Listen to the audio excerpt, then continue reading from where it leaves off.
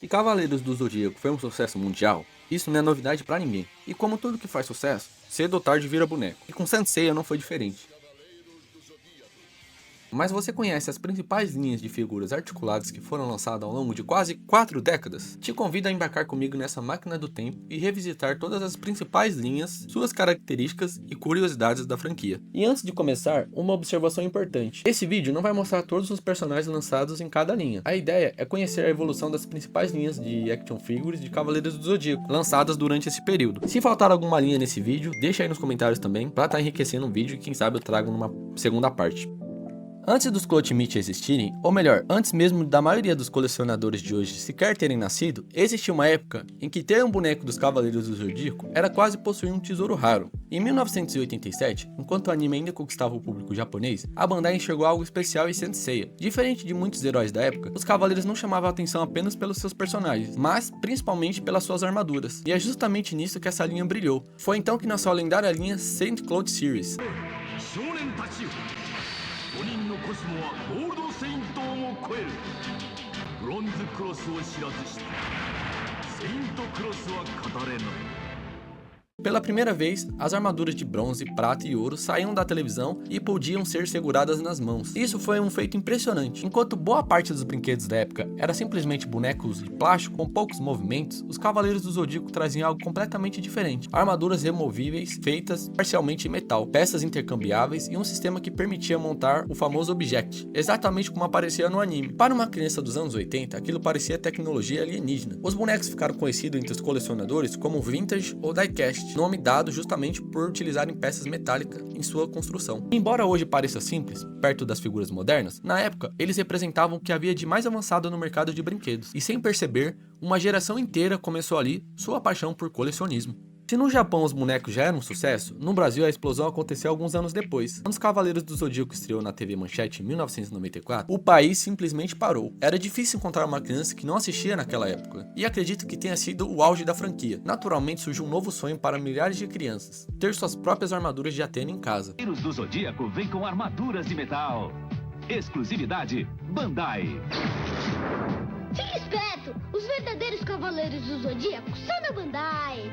Mas existia um grande problema. Os bonecos originais da Bandai eram caros e difíceis de encontrar, o que não mudou muito, não é mesmo? Foi aí que surgiram inúmeras versões paralelas, que invadiram lojas, feiras e bancas pelo Brasil. Mas nada disso importava, porque para uma criança dos anos 90, aquele boneco não era apenas um brinquedo, era a chance de recriar a Batalha das 12 Casas no chão da sala. E talvez seja exatamente por isso que tantas dessas figuras ainda ocupam um lugar especial na memória dos fãs até hoje. Comenta aí abaixo se você teve ou ainda tem algum cavaleiro dessa linha. Dos poucos que ainda sobreviveram das mãos das crianças, hoje são comercializados a preços relativamente altos, dada sua raridade.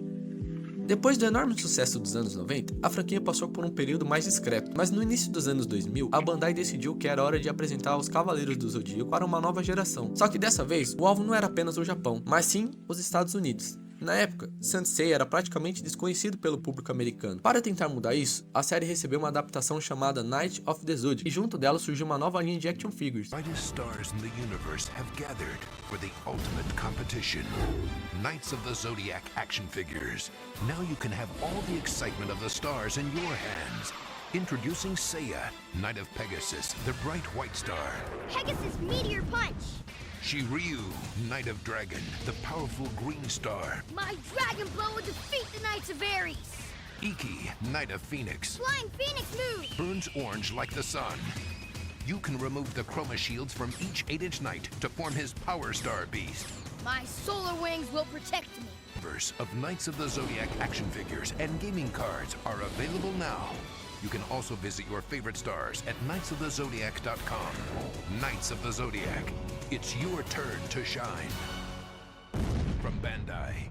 Diferente dos bonecos clássicos dos anos 80, essas figuras foram desenvolvidas seguindo uma tendência do mercado americano da época. Os personagens ganharam corpos mais musculosos, articulações mais modernas e um visual que lembrava bastante os heróis que dominavam as prateleiras naquele período. O metal, que havia sido uma das principais características dos vintage, deu lugar a uma construção mais simples, uma predominância de plástico. A prioridade agora era resistência, custo de produção, possibilidade de criar poses mais dinâmicas. Para muitos fãs, esses bonecos representavam uma curiosa mistura de produção, possibilidade de criar poses mais dinâmicas dinâmicas. Para muitos fãs, esses bonecos representavam uma curiosa mistura entre o passado e o futuro. E aqui podemos ver uma tentativa da Bandai de modernizar a franquia para competir com linhas como X-Men, Spider-Man e outros action figures que faziam sucesso no mercado ocidental. Apesar de não terem alcançado o sucesso esperado nos Estados Unidos, os Knights of the Zodiac acabaram encontrando muitos admiradores em outros países. Hoje eles são vistos como uma espécie de elo perdido entre os bonecos vintage e os Clutch Meets, que seriam lançados pouco tempo depois. E olhando em retrospecto, dá para perceber que várias ideias testadas nessa linha ajudaram a preparar o terreno para a evolução que estava prestes a acontecer em 2003. Se os Knights of the Zodiac representavam uma tentativa de modernizar a franquia, foi em 2003 que a Bandai finalmente encontrou a fórmula perfeita.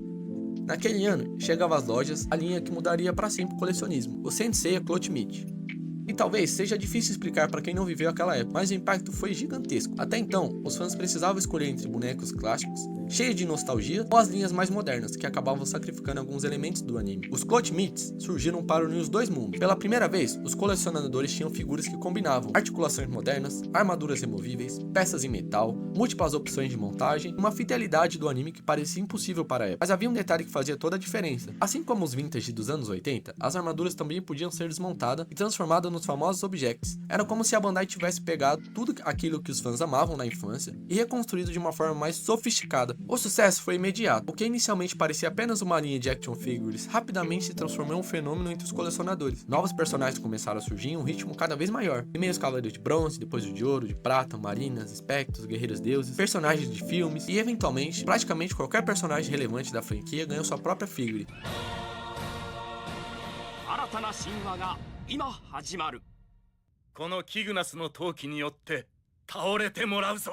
Pouca gente sabe, mas a Bandai não tinha planos tão ambiciosos para a linha. A ideia inicial era produzir apenas os personagens mais populares do anime, mas as vendas superaram todas as expectativas. Os Clutch Meets se tornaram um sucesso não apenas no Japão, mas também na Europa, América Latina e em diversos outros mercados. Foi nesse momento que Senseiya deixou de ser apenas uma linha de brinquedos e passou a ocupar espaço entre os maiores colecionáveis já produzidos pela Bandai. Mas nem tudo era perfeito. Embora os Clutch Meets fossem revolucionários para a época, muitos fãs tinham uma reclamação recorrente: os rostos. Comparados aos padrões atuais, várias figuras possuíam expressões estranhas, olhos desalinhados ou poucas semelhanças com os personagens do anime. E a Bandai ouviu essas críticas. Bons tempos quando a Bandai ouvia as críticas, não é mesmo? Em 2007 surgiram os Clutch Meet Appendices. Diferente de uma nova linha completa, os apêndices funcionavam como um pacote de aprimoramento para figuras já lançadas, como se fosse uma DLC. Eles traziam novos rostos, cabelos mais fiéis ao anime, expressões alternativas, peças revisadas e melhorias estéticas gerais. Hoje, isso pode parecer algo comum, mas na época foi uma verdadeira revolução para os colecionadores, que finalmente podia atualizar personagens que já possuíam sem precisar comprar uma nova figura totalmente nova. Os apêndices também mostram algo importante. A Bandai estava começando a entender que os fãs de Senseiya estavam ficando cada vez mais exigentes, e essa busca por mais fidelidade, mais detalhes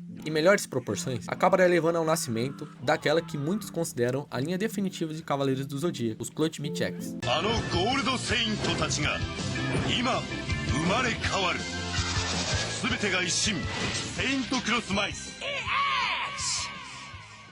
Se você se considera um cavaleiro de Athena de verdade, já se inscreve no canal, curta o vídeo e não esqueça de comentar abaixo o que você está achando do vídeo. Dá essa moral aqui pro canal. Depois de quase uma década dominando o mercado de colecionáveis, os Clutch Meets já eram considerados um enorme sucesso, mas a Bandai sabia que ainda existiam limitações. Alguns personagens tinham dificuldades para fazer certas poses, as proporções variavam bastante de uma figura para outra, e os colecionadores estavam cada vez mais exigentes. Então, em 2011, a empresa decidiu dar um passo além. Nascia então a linha Senseiya Clutch Meet X. E para muitos fãs, esse foi o momento em que os Cavaleiros do Zodíaco atingiram um novo patamar. Diferente do que muita gente imagina, os X não era apenas Clutch Meet com uma pintura nova. A Bandai redesenhou praticamente toda a estrutura dos bonecos. As articulações foram refeitas, as proporções ficaram mais próximas do anime, os corpos ficaram mais altos e atléticos, e os rostos alcançaram um nível de fidelidade que parecia impossível poucos anos antes. Os maiores benefícios dessa evolução talvez tenham sido os Cavaleiros de Ouro. Personagens que já eram impressionantes na linha clássica ganharam armaduras mais refinadas, expressões mais naturais e uma presença muito mais imponente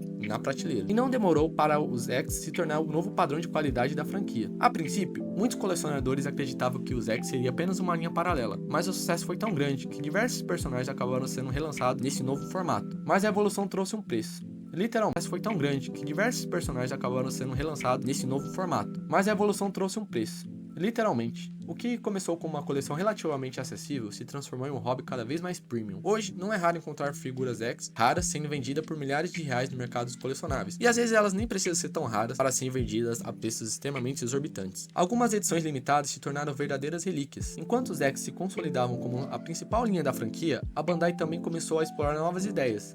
Nem todo colecionador buscava a mesma experiência, e a empresa passou a experimentar diferentes formatos. Em 2011, surgiu o Sanseiya Crawl, figura gigantesca com aproximadamente 30 centímetros de altura, criada para impressionar pelo tamanho e presença. Apesar da qualidade, preço elevado limitou bastante a expansão da linha. Algum tempo depois, vieram o DD Panoramation, uma proposta completamente diferente. Em vez de focar apenas na figura, a ideia era reciclar cenas clássicas do anime, utilizando efeitos, bases e pequenos dioramas. Era quase como montar uma cena congelada da série. Já para quem procurava algo mais simples e acessível, a Bandai lançou a linha Anime Heroes, sem armaduras desmontáveis, sem peças metálicas e sem dezenas de acessórios. A proposta aqui era oferecer action figures modernos para um público mais casual, mantendo o espírito dos personagens por um preço mais amigável.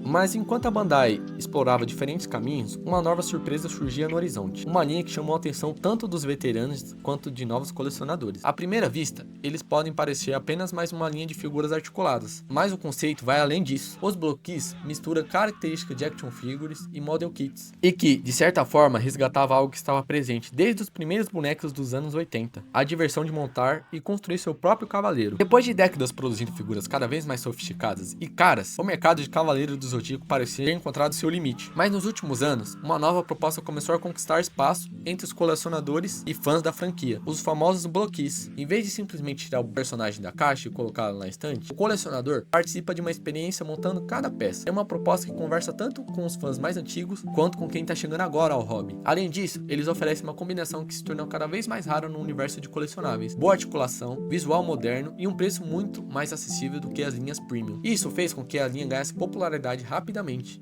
Existe uma coincidência interessante. Nos anos 80, milhares de crianças entram no universo de Sanseiya através dos bonecos vintage. Hoje, existe uma nova geração descobrindo o colecionismo através da Block Keys. Quase 40 anos depois, a franquia continua encontrando novas formas de conquistar fãs. Ao longo de quase 4 décadas, os Cavaleiros do Zodíaco recebeu dezenas de linhas diferentes. Algumas fizeram enorme sucesso, outras tiveram vida curta, mas sabe o que todas elas têm em comum? Nenhuma delas vende apenas plástico, metal ou articulações. Elas vendem algo muito mais valioso: a possibilidade de trazer para o mundo real personagens que, por muitos anos, existiam apenas na nossa imaginação. Porque quando uma criança dos anos 80 montava a armadura de Pegasus pela primeira vez, ela não estava segurando apenas um boneco, ela estava segurando um pedaço daquele universo que assistia na televisão. Quando um fã dos anos 90 economizava durante meses para comprar seu primeiro cavaleiro, ele não estava comprando apenas um brinquedo, ele estava realizando um sonho. Quando o colecionador abre hoje uma caixa de Ultimate X ou monta um Block Keys recém-lançado, a sensação continua sendo exatamente a mesma. Aquela pequena emoção de finalidade de poder tocar em algo que, durante muito tempo, parecia existir apenas do outro lado da tela. Talvez seja por isso que Sanseiya continua atravessando gerações, porque, mais do que bonecos, essas figuras se tornaram uma forma de materializar nossa paixão pela franquia, uma forma de levar um pedaço desse universo para dentro de casa.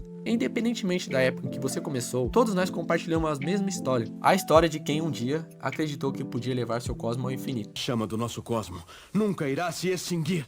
Agora me conta aí nos comentários, qual foi a sua primeira figura de Cavaleiros do Zodíaco? E qual delas ocupa um lugar especial na sua coleção? Caso você não tenha, você pretende ter alguma? E se sim, qual dessas linhas? Se gostou do vídeo, deixa seu like, se inscreve no canal e até a próxima jornada pelo universo de Sanseiya.